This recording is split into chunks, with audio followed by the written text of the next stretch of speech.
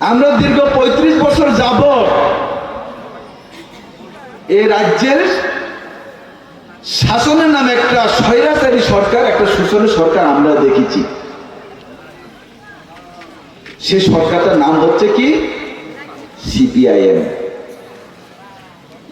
সিপিএমরা কি বলতো?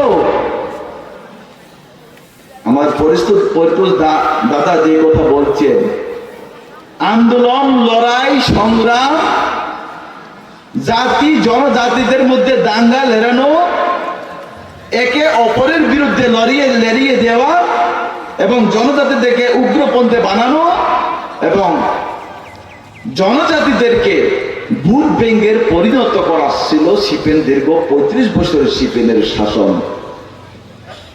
যে সিপিএন বলেছিল আমরা জাতি জনজাতি বাঁচতে চাই। সিপিএনের একটা স্লোগান ছিল, চাকুই চানায় মুখুই চানায় থান চাউন্ডে থান চাউন্ডে। যারা চাকুই খায়, চাকুইকে খায় ট্রাইবেল, ত্রিপুরা চাকুই চাউ, মুখুইকে খায়, টককে খায় বাঙালি।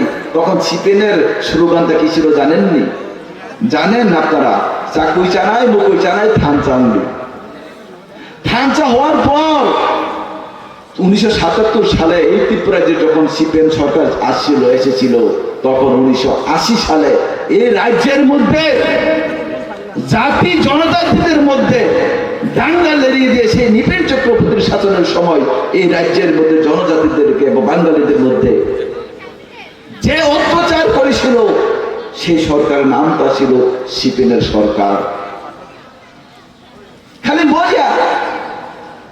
2000 সাল সারা ত্রিপুরা রাজ্য অগ্নিগর্ভ পরিস্থিতি, ওই জায়গা সারা ত্রিপুরা রাজ্য ত্রিপুরাচার উগ্রপন্থী শ্রামই নাই, রমই জেল দেখা উগ্রপন্থী এনে রমই কহই নাই, বুথারকা ত্রিপুরাচার নকশক থাকা। সিপিএন এবং কংগ্রেস কেন্দ্রের মধ্যে দুস্তি, রাজ্যের মধ্যে কুস্তি। সিপিএন এবং কংগ্রেসের দীর্ঘ ৩৫ বছর যাবৎ খেলা এ রাজ্যের মানুষ দেখেছে।